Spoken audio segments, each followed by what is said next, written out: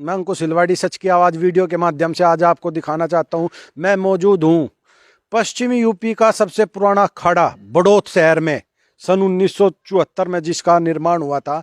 यहाँ पे ये पश्चिमी यूपी का सबसे पुराना अखाड़ा है भाई। और यहाँ पे एक से एक पहलवानों ने दांव पैंच सीखे। और आज मैं रघुवीर रघुवीर पहलवान जी, जो कुर्डी निवासी बहुत अच्छे अपने समय के पहलवान रहे, जो यहाँ पे जो है प्रशिक्षण देते थे। अब भी यहाँ भी जो है फिलहाल अखाड़े की जो स्थिति है वह बिल्कुल खंडर में तब्दील हो चुकी है। कभी भी ये अखाड़ा गिर सके, पहलवानों के चोट फेट लग सके। और मैं रघुवीर गुरुजी जो है उनसे बात कराता हूँ, क्योंकि मैं भी यहाँ पे 2001 में आया था जब यहाँ पे कुश्ती सिखाई जाती थी। मैं भी उस टाइम पे यहाँ पे आता था। कुछ समय मैं यहाँ पे आया, फिर मैं जो है लोनी अखाड़े में चला गया था सुभाष पहलवान जी के। लेकिन उससे पहले मैंने भी यहाँ पे दांव पैंच सीखे, तो इसलिए हम गुरुजी से बात करेंगे। रघुवीर गुरुजी है हमारे। गुरुजी राम राम। हमारे दर्शक राम राम भाई, दर्शन तो है। बाकी आप जो है बहुत पुराने चेले भी है मेरे, और यहाँ से पूछो, क्या पूछो इसके बारे में। गुरुजी ये बताओ, ये अखाड़ा जो है कितना पुराना है और यहाँ पे कितने पहलवानों ने और कौन कौन से पहलवानों ने जो कामयाब हुए उन्होंने यहाँ दांव पैंच सीखे? यहाँ से जो है ये मई 1974 से संचालित है ये, और इससे पुराना अखाड़ा कोई था ही नहीं। यहाँ से जो भी यहाँ इलाके का जो पहलवान गया इस इलाके से, कोई ऐसा पहलवान नहीं है जो यहाँ से होकर गुजर कर ना गया हो। सुभाष पहलवान ने भी प्रशिक्षण हमर से ही लिया है, वो भी उससे बात कर लिया। सुभाष से भी प्रहलाद पहलवान था, और अच्छे अच्छे पहलवान। संदीप पहलवान जो अंतर्राष्ट्रीय पहलवान है गांगुली का, वो भी यहीं से गया। मतलब काफ़ी पहलवान यहाँ से, तो काफ़ी। देवीलाल भी यहाँ आता था कभी, मुख्यमंत्री देवीलाल जी, और ये राज्यपाल वीरेंद्र वर्मा भी आता था यहाँ से। बहुत पहलवान रहते थे, 50-60 पहलवान। और ये जो यहाँ भवन बनवाया गया 1996 में, ऐसे थे रणवीर सिंह राज्यसभा सदस्य, ये उसने अपना भी बनवा दिया था, बल्कि मैं मांग भी नहीं करी थी। वे शौक था उनको बहुत ज़्यादा, और उनके दुआओं से भी हमने बहुत ज़्यादा सहायता मिली। तो अब जो है गद्दे के बगैर कोई कुश्ती नहीं है। सर्दी भी है, और टेक्निक वगैरह गद्दे पे चलती है। पूरी दुनिया की कुश्ती गद्दे पे होती है। गद्दे जो है इसमें आ जा तो यहाँ के बच्चों का और भविष्य अच्छा बने। अब गद्दे जो भी है मांग भी कर ली काफ़ी, तो फैसलों तक कोई है नहीं। गुरुजी ये बताओ, जब पहले तो इतनी सुविधा क्षेत्र में नहीं थी, फैसिलिटी नहीं थी।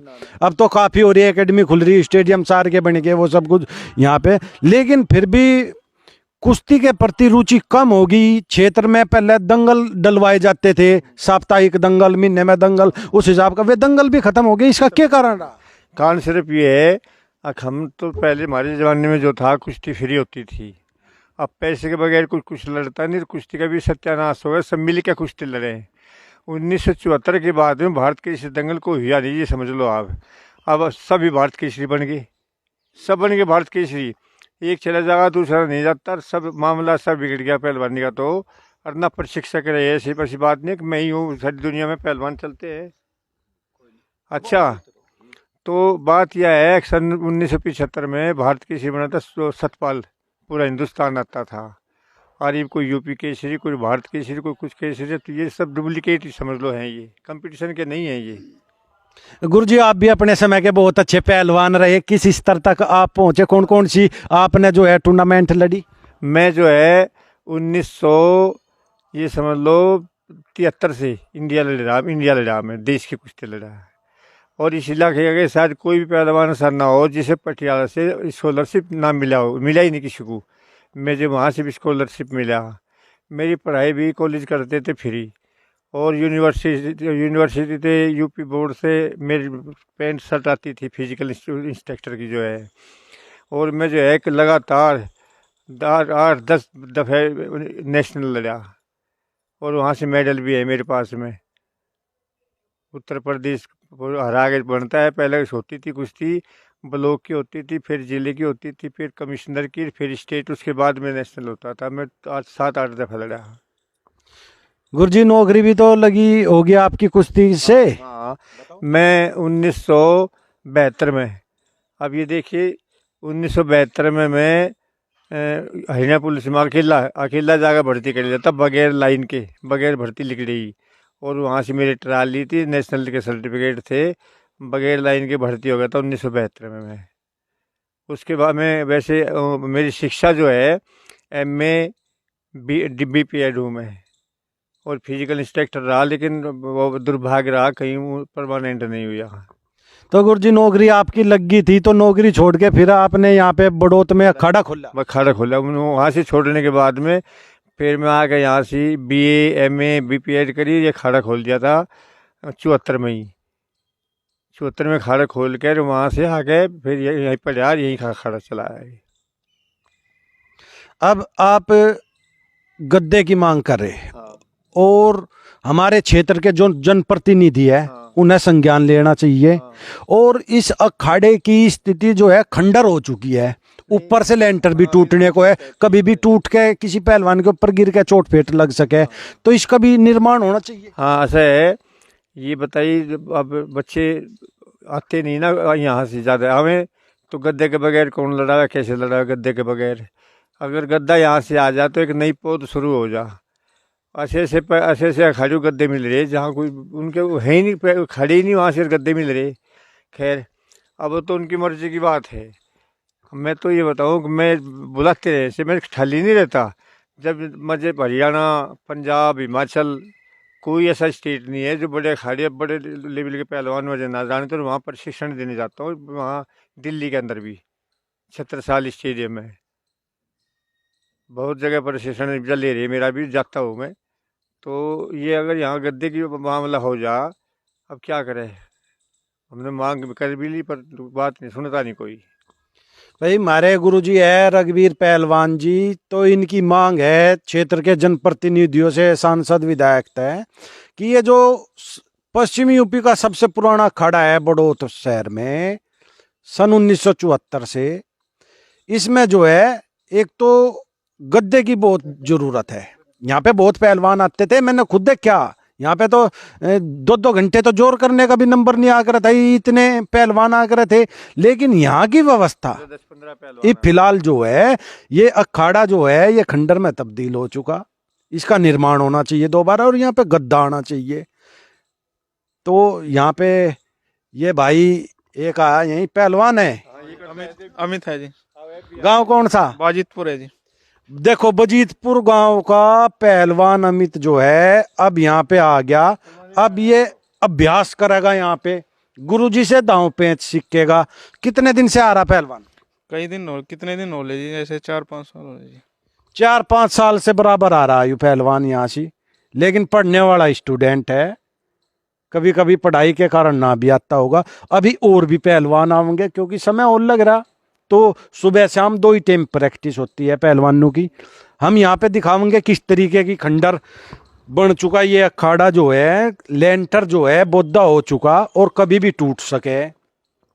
सीमेंट उतर उतर पड़ा लग रहा, सरिया दिख रहा, तो इसलिए जो है इसका भी निर्माण कराया जा, और इसमें जो है यहाँ पे गद्दे की व्यवस्था होनी चाहिए। जगह बहुत है, काफी है, जगह में कोई दिक्कत परेशानी नहीं, जगह बहुत है यहाँ पे।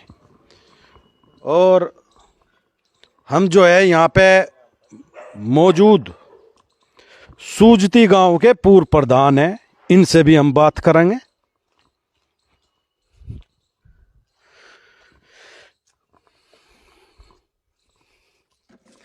भाई ये सूजती गांव के पूर्व प्रधान है और मेरे बहुत ही प्रिय भी है। इनका मकान जो है खाड़े के पास ही है। इनसे मैं काफ़ी 20-22 साल पुराना परिचित हूँ इनसे। और प्रधान जी आप ये बताइए कि कितनी ज़रूरत है आज के दौर में गद्दे की, क्योंकि सभी कुश्तियाँ होती है, और यहाँ पे क्या क्या सुविधा मुहैया कराई जानी चाहिए जनप्रतिनिधियों द्वारा? एक तो खाड़े का निर्माण पुनर्निर्माण होना चाहिए, और जो है गद्दे की व्यवस्था इस वजह से होनी चाहिए क्योंकि यहाँ जो है आम है तो मिट्टी में तो कोई अब पसंद करता नहीं, तो फिर इतनी सर्दी में जा कहाँ, नहाना भी है, धोना भी है, इतनी ठंडे पानी में कैसे नहावे, तो गद्दे की जरूरी है। यहाँ जो है आम है पहलवान जो, उनके लिए गद्दा जरूरी है। प्रधान जी जैसा कि अब दंगल क्षेत्र में खत्म हो गए और दंगल क्षेत्र में पढ़ते थे तो जो युवा बच्चे नई पोत तैयार होती थी वो दंगलों से प्रभावित होकर होती थी, नई पोत तैयार पहलवानों की। तो अभी दंगल डलने चाहिए क्षेत्र में। हाँ, होना चाहिए दंगल, यहाँ भी होने चाहिए, दंगल क्षेत्र में होने चाहिए। भाई दंगल अगर क्षेत्र में डलते रहेंगे तो पहलवानों की नई पोत तैयार होगी, प्रतिभा आगे आवेगी। भाई शौक होता है, भाई जिस गांव में जिस क्षेत्र में दंगल पड़ेगा वहां के जो युवा पीढ़ी होती है, जो बच्चे होते हैं, उनमें एक उमा शौक होता है और उन्हीं में से आगे चल के पहलवान बने। प्रधान जी, नशा आज की घड़ी आज के युवाओं में सबसे ज्यादा है। कोई दारू पे है, कोई सुल्फा पिया, कोई नशे की गोली खावे, इतनी बुरी हालत होगी, अपनी सेहत के प्रति तो ध्यान नहीं देते। तो इस उसमें क्या कहना चाहते हो? ये कुरीतियों को दूर करने के लिए सबसे अच्छा मंत्र है ये अखाड़ों का कुश्ती।